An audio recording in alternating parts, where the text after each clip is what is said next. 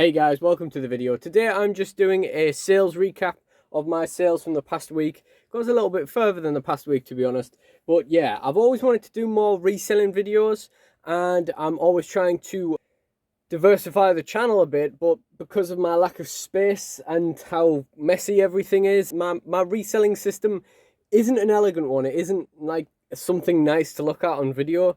So, you know, it's like there's like a top bunk covered in stuff.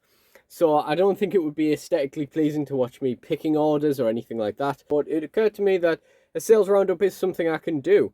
Now, these aren't amazing ones, and in fact I did a really good one, which was like 90-day sales recap in sort of January, December time, that I screen recorded on my computer and never got around to editing. Problems with screen recording stuff on computers, I never want to edit it because I have to put the audio back in because because of my microphone, I need to remove noise, and I do need a new microphone. My birthday is coming up soon. I should have asked for one. But anyway, without further ado, let's get into what has sold. We're going to go in order of how good the sales are. So the first thing that sold for $5.95 was this Adrian Neville basic. I had hoped it would go better, but to be fair, the pack AEW figure didn't sell very well, so it's not really surprising. £5.95 is not good for a basic. It's about 5p less than you'd kind of hope for, and even then, basics sell for terrible prices already. So, you know, it is what it is, but at least it's sold. It's out the house. I thought this was going to have to be a bundle job. Next up, we've got a Ruthless Aggression Batista that actually sold for £6.60, so it's a little bit better than average on a Ruthless Aggression figure. This is not the Batista that sold, though. This is just a replacement. It's the only one I could find. I'm currently just waiting to hear back from the buyer on whether they're okay with the replacement. I can't see why not. Most of the time, if I can swap a different figure, they don't really care. I don't think I've ever had someone ask me to cancel the order or whatever. But yeah, that's another good thing. The next sale is a PC game that was lingering around for quite a while. I think this was originally listed for $9.99, and then obviously I've gradually reduced it up until a point where I realised that people were now selling them for the standard media price of like £2, and it was impossible to make money on it. So I actually just left it on eBay anyway. I left it at like $7.99, and here we are about at least 2 years later, well over 2 years later, I would say, and we have sold this copy of Prey for $7.99. Now, this is free to play now as well, I think. This is sold through the global shipping program, so that's cool. It's probably cost me 25p or 33p because it was definitely a charity shop job. I think it was 25p because I'm pretty sure I went to like an Age UK when they were doing like a 25p media deal and picked up like 12 things. I don't know, I probably got it on an old video. Maybe in the future I'll re-upload that video, which will probably be in terrible quality, and, you know, you'll find out how much this cost. The next one is a wrestling figure that kind of stuck around for a while, but when I listed him, he was the only one on, so I just chucked him up for £10 in postage, and, you know, he's been listed for years now, and eventually this Ruthless Aggression Tyson Kidd finally sold for $8.99, so that's not too bad. You know, as Ruthless Aggression figures go, that's pretty good. I mean, $8.99, that's like just above a fiver when it comes to postage costs, after postage costs. That's pretty good for a Ruthless Aggression figure because these are not worth anything unless they are classic superstars, which are worth a fortune. And that's pure sort of collector's decision to pay a fortune for classic superstars, but not for regular Ruthless Aggression figures. I completely get it. The classic superstars are interesting, like, you know, it's all the legends and stuff, but, you know, you'd think the Ruthless Aggressions would follow suit a little bit, but guess not. Now, the next sale is a bundle of Heroclix that, again, I've had listed for years, so we are clearing out a lot of older stuff here, which is really good. There's a bundle of Heroclix in there. Yes, what is this? Legos. Yeah. Transformers. That's Heroclix, listen. Yeah, you can't actually see in the box. I was going to show you what's in there anyway. It's a bundle of like generic figures that I always thought were all trash and was never going to use them. So I listed these ages ago. It's nice to see them finally sell. It's a bunch of figures out of my boxes as well. I don't play Heroclix anymore, so it's nice. It's always nice to sell them off and get that space back, and especially when they're more or less valueless. So we've got a Thanagarian in there. We've got a Rogue Scientist. We've got a Warrior of Asgard. Now this was remarkable, this figure, because it was literally worse in every way than the previous Warrior of Asgard generic that came out 10 years before it. So, yeah. We've got a Mercenary. One of the first figures that swaps teams in the middle of the game. And I'm never going to be a fan of that mechanic, no matter what. I don't think. A regular Manhunter.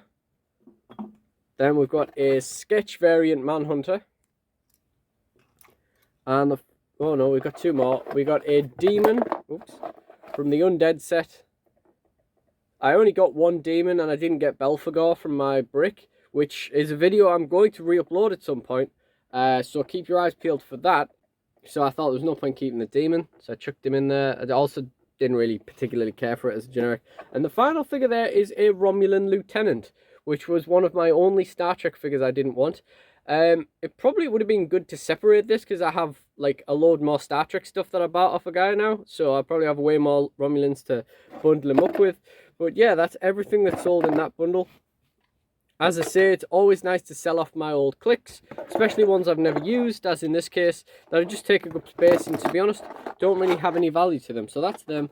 That's sold for £10 and £3 postage, so I can't argue with that at all. It's a great sale for, you know, valueless stuff that's just taking up space. Can't argue with that. I haven't dug the cards out yet, but I'll get around to that before I package it up, obviously. And if I'm completely honest, I have taken the mick with that parcel. That sold on the 27th of July. It's now the 6th of August, so I've really taken the mick in posting that one. But between work and life getting in the way, it just got away from me a little bit. And I messaged the buyer, obviously, and he said it was absolutely fine. There was no rush. So we'll finally get that sent out. The final and greatest sale here is the John Cena Retro from a video I did a few months ago, where I picked up a bundle of figures for £3 in a charity shop, including the John Cena Retro and the Brock Lesnar Retro. It also had a John Cena Basic, a little Ninja Turtle figure, and some other bits as well, which all in all didn't really matter. The little Spider-Man that came in that sold for a couple of pounds, so that was cool. I got that quickly out the door. And the Brock Lesnar, when I googled the price of these retros, I was blown away. And again, I know that these things are rarer now, but it's awesome. I was blown away by how much, like, these things were worth. So the Brock Lesnar sold at the high end of the sold listings that I found for $34.99, and that's after me getting a series of terrible offers on it, obviously. I'm sure someone offered me like £15 for it, which is less than half price. What a great deal that would be for you. After that, I listed the John Cena. So at the time, the sold listings for John Cena weren't as good. There were some older ones that were like 25, 30, but the current listings were more like 20, and I was like, why don't we wait a little while, see those off, and then list this for 25, which is exactly what I did. I only waited like a week or so, I think, and then, you know, 25 seemed a fair thing. Listed him for that. Again, got nothing but terrible offers on it over and over again, and eventually it sold full price for $24.99. So between this and the Brock Lesnar, unbelievable. Like, that has raked in £60, minus the £3 original investment, minus fees. You know, well, you're looking at like £50 profit there, which is, quite honestly, one of the best sales, one of the best pieces of sourcing I've ever had. And if you would like to watch the video where I sourced that, it's just up here, and I'll put it in the end screen as well. So I'm incredibly happy with that, obviously, and I'm so happy to see this go to its new owner. And I just hope to find retros again. Boot sales, charity shops, wherever I can find them, I hope to find more retros, because they're all... If John Cena can sell for £25, anything can, you know? And that is everything for this sales roundup. So, thank you guys for watching this video. If you did enjoy this, please check out the wrestling and reselling playlist. Please check out the video where I got the John Cena retro. That Halloween Heroclix unboxing I was talking about, that'll be up at some stage in the future. And yeah, I'm hoping to do more of these and keep myself aware of, doing this kind of thing. So, I'm diversifying the channel into reselling a little bit more. So, please do like, comment, and subscribe. And thank you guys for watching, and goodbye.